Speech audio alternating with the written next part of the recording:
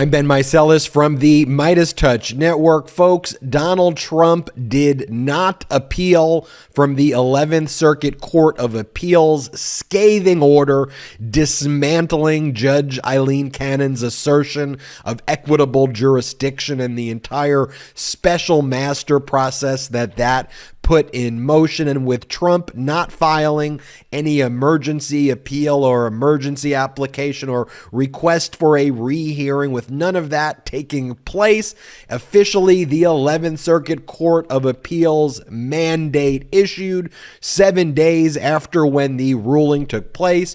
The ruling took place, of course, on December 1st. And so we have the mandate here. Let me read it. And what the mandate is it says the order is now official. Then the mandate gets transmitted to the district court judge, in this case, Judge Aileen Cannon. And pursuant to the order, the case will then immediately be dismissed. See you later. Goodbye, Judge Aileen Cannon. You have destroyed your entire reputation. You have lost all credibility. And let me just ask you this question. Was it worth it? Seriously. Was it worth it? You are the laughingstock of the legal community, and boy, did the 11th Circuit Court of Appeals dismantle all of your corruption one by one in seriatim. Let me read right now the mandate in the United States Court of Appeals for the 11th Circuit in the case of Donald J. Trump versus the United States of America. It's an apt title as well. I think when the movies are done about this and when this age of history is written about, or as it's being written about now, it really was Donald Trump versus the United States of America, not with the United States of America, trying to destroy this country and still trying to destroy this country each day. It's an appeal from the United States District Court for the Southern District of Florida. That is where Judge Aileen Cannon sits. DC docket number 922-81294. AMC. Those are her initials, Aileen Cannon. And here is what the mandate says. It is hereby ordered, adjudged, and decreed that the opinion issued on this date in this appeal is entered as the judgment of this court, and it is officially entered December 1, 2022, and the mandate, the date filed of this mandate is December 8th, 2022 in the case number 22-13005. And just to give you the brief refresher and recap, after a search warrant was executed at Mar-A-Lago on August 8th, around August 22nd, Donald Trump filed a motion for judicial oversight, despite the fact that a magistrate judge had found probable cause. Magistrate Judge Reinhardt and the Department of Justice engaged in its valid search warrant, found the thousands and thousands of records that Donald Trump stole and was keeping in Mar-a-Lago, despite Donald Trump, through lawyers and through other proxies, lying to the Department of Justice and claiming that everything was returned, which it wasn't. The Department of Justice got those records. Then Donald Trump filed this motion for judicial oversight, which is a bizarre motion that, frankly, most legal observers will tell you, what the hell was that motion that was even filed? So when this went before a Trump-appointed judge, Judge Aileen Cannon, who was appointed, I think, when she was 38 years old, really had no major litigation experience, legal observers still thought there's no way that she grants this made-up motion and asserts what's called equitable jurisdiction, which is the most rare form where a judge finds that without any basis, despite the limited jurisdiction of federal courts, despite the separation of powers, that a judge is going to intrude and intervene in a criminal investigation taking place by the executive branch, by the Department of Justice. Only in the most extraordinary circumstances can that take place. And the standards, the legal standards that you have to analyze to determine if you can say, I'm going to insert myself as a federal judge, you have to find that the government's conduct was so outrageous, was so shocking, not just violated the law, so violated the law that it obnoxiously violated the law. The standard, the language is called the following. Did the government engage in a callous disregard, not merely a disregard for the rights of the individual that they are investigating? Did they engage in a callous disregard for the rights of the individual they're investigating? In this case, Donald Trump. And only if there's a callous disregard can the judge then move on to the other elements to determine if a judge can assert equitable jurisdiction. There was zilch, no precedent anywhere in the United States ever for a judge asserting equitable jurisdiction where there was no unlawful conduct. All right. The issue here is the Department of Justice got a valid search warrant.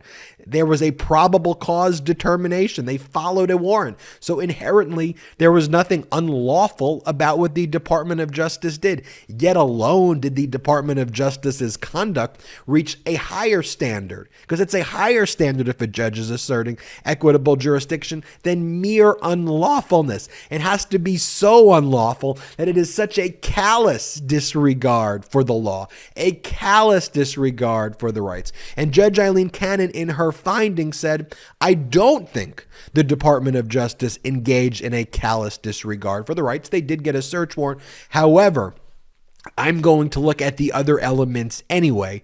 And the other elements are irreparable harm to the person being investigated and the need for the person to get their records or to get their documents back. And here, Judge Cannon said there would be irreparable harm to the reputation of Donald Trump based upon the search warrant being executed and the Department of Justice obtaining the records. What? A harm to his reputation? What are you talking about? That's not even an element. For her to find irreparable harm after finding callous disregard is the most absurd thing that exists, one of the most absurd things that exist legally.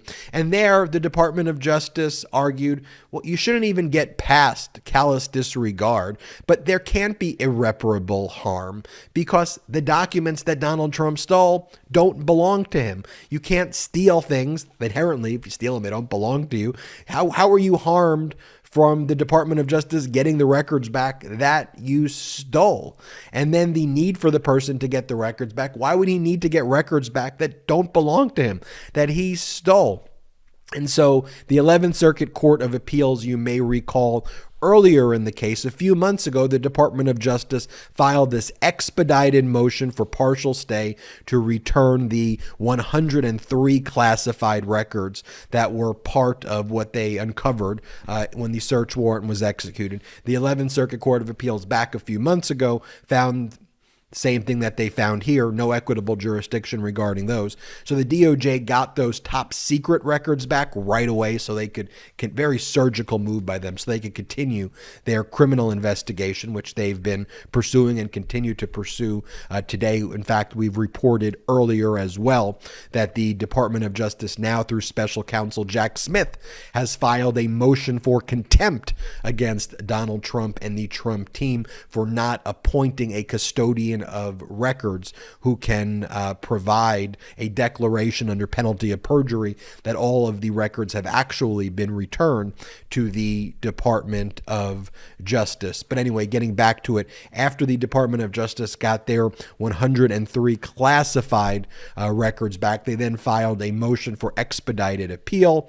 The appeal was heard before the 11th Circuit. The 11th Circuit just ripped into Donald Trump's lawyers during oral argument. The lawyer arguing for Trump, Jim Trusty, was asked by the 11th Circuit Court of Appeals, can you name us one case ever where a judge did what Judge Aileen Cannon did right here? Jim Trusty couldn't name a single case, said there really was no precedent. He gave a bunch of word salad, but it was just a brutal oral argument, and rightfully so for the unlawful Trump crew. true. We posted the full oral argument on the MeidasTouch network, so you can go and check out some of our past videos to hear the full oral argument for yourself. Then on December 1, we got the full and final order by the 11th Circuit Court of Appeals, holding that Judge Aileen Cannon should not have asserted equitable jurisdiction. And as we've been talking about here on the MeidasTouch network, there is a 7-day period for the mandate to issue. In other words, for the order by the Court of Appeals, which oversees the district court in Florida, in this case, the Southern District of Florida, for the transmittal to occur takes 7 days, because in those 7 days, it's possible that Donald Trump could file essentially an appeal to the 11th Circuit's order by filing an emergency application with the United States Supreme Court, or by asking for a rehearing before the 11th Circuit Court of Appeal. That's what Donald Trump did when the 11th Circuit previously ruled against him a few months back, returning the 103 classified records to the Department of Justice. That went to Clarence Thomas, who oversees the 11th Circuit Court of Appeals. Each of these Supreme Court justices are assigned to oversee a different circuit court. Clarence Thomas oversees the 11th Circuit, and what the Supreme Court justices always do in these cases, or at least of lately, they then refer it to the full court. And they refer it to the full court to make a decision. And there, with no dissent, so on a unanimous basis, the Supreme Court ruled against Trump before. And so, as I was saying previously on some of the other breaking news coverages that I did, there was a 100% chance Donald Trump was going to lose. Nonetheless, he often files frivolous motions knowing he's going to lose.